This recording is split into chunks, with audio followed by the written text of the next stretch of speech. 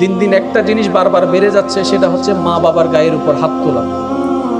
আমি জানি না আমার কথায় আপনারা কেউ একমত হবেন কিনা, তারপরও আমি আমার অন্তর থেকে সেই আবদারটুকু রেখে যাচ্ছি আলেম ওলামাকে সাথে নিয়ে, আপনাদের সবাইকে সাথে নিয়ে বাংলাদেশ সরকার প্রধানের কাছে আমার একটা আবদার, একটা দাবি, এমন একটি অন্তত আইন পাশ করুন, অন্তত মা বাবার গায়ের উপরে যে সন্তান হাত তুলবে আইনি প্রক্রিয়ায় তাকে সাজা যেটা দেওয়ার দিবেন সেটা পরে, ওই সাজা দেওয়ার আগে সামাজিকভাবে তাকে একটু সাজা দেওয়ার দরকার আছে।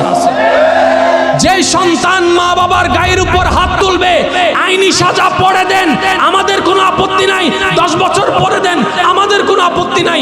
অন্তত এমন একটা আইন পাশ করুন, বাংলার জনগণ আপনাদেরকে সমর্থন দিবে। আমার বিশ্বাস সেটা হচ্ছে ওই এলাকায়, ওই গ্রামে, ওই থানায়, ওই সমাজে আইনের সামনে, সমাজের ব্যক্তিবর্গদের সামনে তাকে আইনের সাজা দেওয়ার মাধ্যমে, আইনের সাজা দেওয়ার আগে তাকে সামাজিকভাবে সাজা দেওয়া হোক। আপনারা সবাই রাজি আছেন তো? সবাই এক কথা একমত আছেন তো? আল্লাহ আমাদের সবাইকে বুঝার তৌফিক দান করুন। এইসব বিষয়ে সাথ দেওয়ার কোনো দরকার। আমি এই এলাকায় যত চেয়ারম্যান আছে, এই এলাকায় যত মান্যবর ব্যক্তি আছে, আপনাদেরকে অনুরোধ করব, আপনারা আইনের পাশাপাশি এলাকার একটা আইন চালু করেন।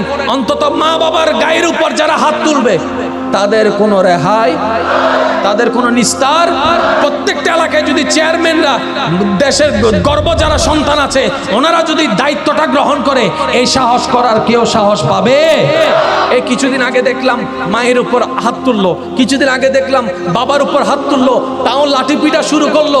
একটা কথা বারবার বলতে হয়, বৃদ্ধাশ্রমে যারা আছে বেশিরভাগ দেখা যায় সচ্ছল এবং শিক্ষিত পরিবারের মা বাবারা, কিন্তু কোন হাফেজের মা বাবা বৃদ্ধাশ্রমে নাই, কোন ইমামের মা বাবা বৃদ্ধাশ্রমে নাই।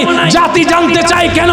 তখন ইমামরা উত্তর দেয়, আমরা জানি মায়ের মর্যাদা, আমরা জানি বাবার মর্যাদা, মায়ের পায়ের নিচে জান্নাতটা আমার আছে, আর আমার বাবা হচ্ছে সেই জান্নাতের দরজা। সুবহানাল্লাহ।